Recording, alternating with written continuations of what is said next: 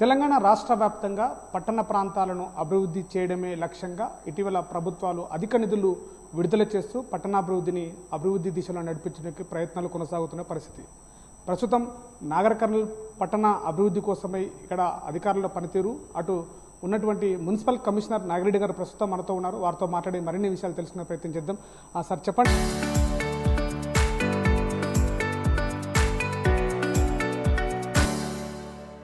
అంటే నాగర్ కర్నూల్ మున్సిపాలిటీ ఇటు అధికంగా ఆదాయం సమకూర్చడంలో కూడా అటు అభివృద్ధిలో కూడా చాలా ముందంజలో ఉందని తెలుస్తుంది. దీనిపైన ఎట్లా మున్సిపాలిటీ యొక్క నడిపించడంలో మీ డైరెక్షన్ ఎలా ఉంది, అట్లా వ్యూహరచన ఎట్లా ఉంది? నమస్కారం అండి. మనము ఇప్పుడు ట్యాక్స్ అంటే మనకు ముఖ్యంగా ప్రాపర్టీ ట్యాక్స్ మన ఆదాయ వనరు. ఇప్పటి వరకు మనము 65% పాపులేషన్ వాళ్ళు మనకు హౌస్ హోల్డ్స్ మనకు ట్యాక్స్ పే చేశారు. మిగతా వాళ్ళు కూడా పే చేయడానికి రెడీగా ఉన్నారు. ఈ పండగ కొన్ని ఇష్యూస్ వల్ల డిలే అయింది. సో వారు కూడా నెక్స్ట్ 1 వీక్లో మిగతా అంతా కూడా పే చేయడానికి రెడీగా ఉన్నారు. మా సిబ్బంది కూడా వాళ్ళకి ఎప్పుడు అందుబాటులో ఉంటున్నారు. అంటే సాధారణంగా ఆ పట్టణాభివృద్ధి అనగానే ఒక రకంగా గుర్తుకొచ్చేది వీధులు కావచ్చు, రోడ్ల విషయంలో కావచ్చు, అధికంగా విద్యుత్ విషయంలో కావచ్చు, ప్రజలు బాగా ఇబ్బందులు ఎదుర్కొంటున్న పరిస్థితుల్లో ఇప్పుడు తడి చెత్త పొడి చెత్త అనేటువంటి అభివృద్ధి కూడా స్కీములు నడుస్తున్నాయి. దీనిపైన సామాన్య ప్రజలకు కావచ్చు, అటు పట్టణ ప్రాంత ప్రజలకు కావచ్చు, ఎలాంటి అవగాహన కార్యక్రమాలు ఏమైనా చేపడుతున్నారా? అటువైపు ఏమి వెళ్తున్నారా? చేపడుతున్నామండి. మనకి రోడ్లు వీటికి సంబంధించి అంటే మనకు రీసెంట్గా లాస్ట్ 1 ఇయర్లోనే 45 crores సీసీ రోడ్స్, డ్రైన్లకు సంబంధించిన నిధులు వచ్చినాయి. ఆ వర్క్స్ అవుతున్నాయి.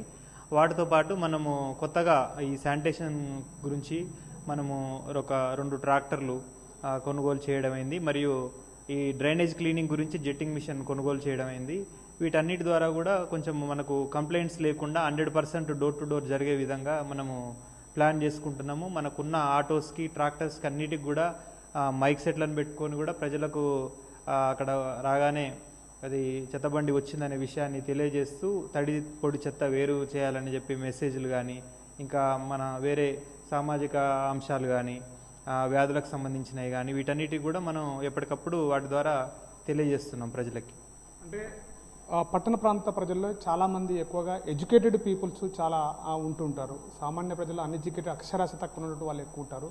కానీ ఈ తడి చెత్త పొడి చెత్త అనేటువంటి ఒక విభిన్నమైనటువంటి పాట రూపంలో కూడా తీసుకొచ్చినటువంటి పరిస్థితులు కనపడుతుంది.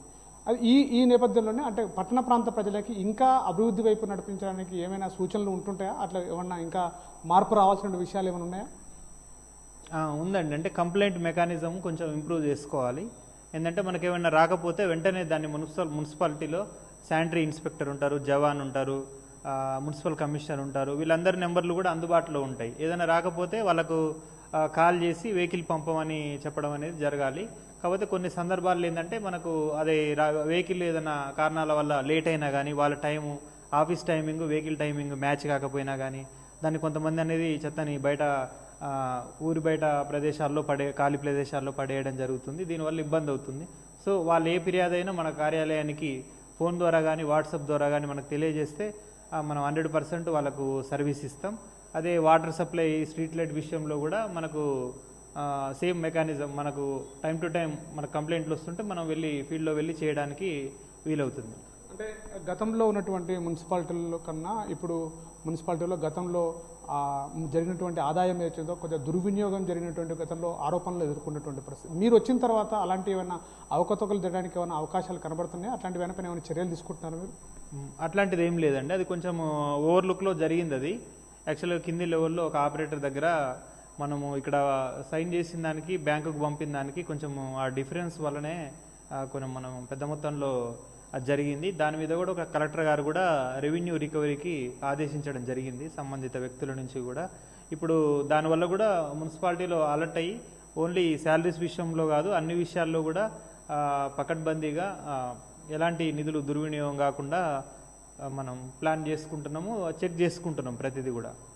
అంటే గతంలో చాలా నాగర్ కర్నూల్ పట్టణంలో మున్సిపల్ సంబంధించినటువంటి చెత్త బండ్లకు సంబంధించినటువంటి వాటి ఉడక బాగా తుప్పు పట్టిపోయినాయి. పాత వెహికల్స్, కొత్త వెహికల్స్ అనేటువంటి కూడా వాదన చర్చ మీదకి వచ్చింది.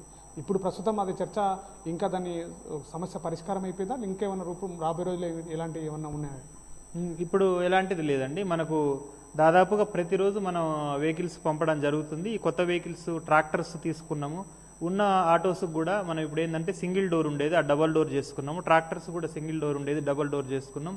దీని ద్వారా మనకు డంప్ యార్డ్ అనేది 5 కిలోమీటర్స్ దూరంలో ఉంది. సో మళ్ళీ వెళ్లకుండా వీళ్ళు ఒక ట్రిప్లోనే వీలైనంత చెత్త తీసుకొని వెళ్ళేలాగా ప్లాన్ చేసుకున్నాము. దానివల్ల కూడా మనకు టైం సేవ్ అయింది, ప్లస్ ఎక్కువ కలెక్ట్ చేసుకోవడానికి, ఎక్కువ హౌస్ హోల్డ్స్ కవర్ చేయడానికి కూడా సేవ్ అయింది. ఇంకా డోర్ టు డోర్ కంప్లైంట్స్ అయితే రావట్లేదండి మనకు. అంటే రాబోయే రోజుల్లో నాగర్ కర్నూలు ఆ యొక్క మున్సిపాలిటీని అగ్రగామిగా కొద్దిగా తెలంగాణ రాష్ట్రంలో నెంబర్ 1 మున్సిపాలిటీగా చేయడానికి మీ వైపు నుంచి ఎలాంటి ప్రజలకి గైడ్లైన్స్ రావాల్సి, ఇంకా మార్పులు ఏమైనా రావాలని ఏమైనా చెప్తారా? దాదాపు అంటే బేసిక్ ఫెసిలిటీస్ అండి. మున్సిపాలిటీ అంటేనే మస్ట్ శానిటేషను. ఆ శానిటేషన్లో మనకు ఇందాక చెప్పినట్టు ఏమైనా రాకుంటే మనకు తక్షణమే కార్యాలయానికి తెలియజేయడం, అక్కడ రూట్ లెవెల్లో వెళ్ళి ఏమవుతుంది అసలు వాళ్ళ టైమింగ్స్. ఇప్పుడు కొన్ని స్లమ్స్ ఏరియాలు ఉంటాయి, వాళ్ళ దగ్గర ఏంటంటే వాళ్ళు 7 వరకు వెళ్ళిపోతుంటారు. ఆ టైంలో ఆటో 8 గంటలకు పంపితే లాభం ఉండదు. మనం 5 వరకే అక్కడ ఉండాలి. 5:30 నుంచే మనం అక్కడ తిరిగినప్పుడు ఎక్కువ కవర్ చేయగలుగుతాం. కొన్ని అట్లాంటి ప్లాన్ చేసుకోవడం. వాటర్ సప్లైకి సంబంధించి కూడా ఎక్కడైనా మెయిన్గా ఇప్పుడు సమ్మర్ వస్తుంది, సో వాటర్ కవర్ కాని ఏరియాలో రేపు భగీరథ వాటర్ తక్కువ వస్తాయి అనుకున్నప్పుడు అదనపు బోర్లు వేయించడము. ఈ రీసెంట్గా కూడా కొన్ని బోర్లు అట్లా ప్లాన్ చేసుకున్నాము. సో మనకు ఆల్టర్నేట్గా మనకు అరౌండ్ 160 బోర్ల వరకు ఉన్నాయి. భగీరథ నీరు ఒక రోజు వస్తుంది, నెక్స్ట్ ఆల్టర్నేట్ డేలో మళ్ళీ మున్సిపల్ బోర్ వాటర్ కూడా ఆ విధంగా అందుతుంది. కొన్ని ఏరియాల్లో అన్కవర్డ్ ఉన్నాయి, మిషన్ భగీరథ కమిషన్ చేయని ఏరియాల్లో కూడా. ఇప్పుడు అమృత్ కింద కూడా మనకు 36 crores-తోనే 5 పెద్ద ట్యాంకులు నిర్మాణం చేస్తున్నాము. అవి కూడా మనకు ఇంకొక 6 months 9 monthsలో పూర్తయ్యే ఛాన్స్ ఉంది. సో అవస్థ కూడా మనకు మిషన్ భగీరథ వాటరు డైలీ మనం ఇవ్వడానికి ఛాన్స్ ఉంటుంది. అంటే ప్రధానంగా రాబోయే రోజుల్లో ఎండాకాలం ఉంటుంది, నీటి ఎద్దడి కూడా ఏర్పడేటువంటి పరిస్థితి కూడా కనబడుతుంది. మున్సిపాలిటీలో అలాంటి నీటి ఎద్దడి సమస్యలు రాబోతున్న నేపథ్యంలో ఎలాంటి దానికి పరిష్కార మార్గాలు ఏమైనా వెతుకుతున్నారా?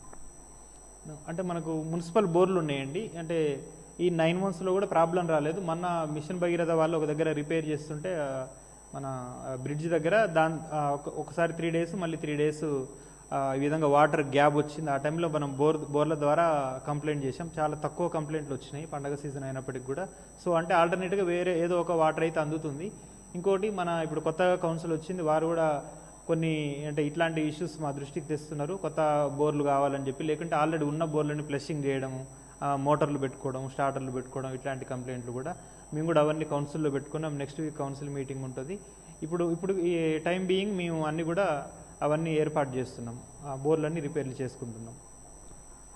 ఇది అంటే రాబోయే రోజుల్లో మున్సిపాలిటీని తెలంగాణ రాష్ట్ర వ్యాప్తంగా కూడా అన్ని మున్సిపాలిటీల్లో అగ్రగామిగా నిలిచేందుకు నాగర్ కర్నూలు మున్సిపాలిటీని అభివృద్ధి దిశగా ప్రయత్నం చేస్తున్నటువంటి నేపథ్యంలోనే ఇక్కడ రాబోయే రోజుల్లో ఎండాకాలం తీవ్రంగా రాబోతుంది. ఇక్కడ నీటి ఎద్దడి రాకుండా కూడా ప్రయత్నాలు కొనసాగుతున్నాయి. ఎలాంటి సమస్య ఉన్నా కూడా పరిష్కరించే వైపు కూడా మున్సిపల్ సిబ్బంది ముందుగా ఉందని చెప్తున్నారు. మరోవైపు కూడా అటు గతంలో జరిగినటువంటి సంబంధించినటువంటి ఏదైతే ట్రాక్టర్లకు సంబంధించినటువంటి ఏదైతే స్కీమ్ దానివల్ల కొన్ని పొరపాట్లు జరిగిన దాన్ని మళ్ళీ వెంటనే పరిష్కరించే మార్గం వైపు మున్సిపల్ అధికారులు చర్యలు తీసుకున్నారు. దీనిపైన కూడా జిల్లా కలెక్టర్ వాకప్ చేస్తున్నటువంటి పరిస్థితి. రాబోయే రోజుల్లో కూడా నాగర్ కర్నూలు మున్సిపాలిటీని కూడా తెలంగాణ రాష్ట్రంలో నెంబర్ 1 స్థానానికి తీసుకువైపుగా దిశగా ప్రయత్నం చేస్తున్నామని చెప్పేసి మున్సిపల్ కమిషనర్ చెప్తున్న పరిస్థితి.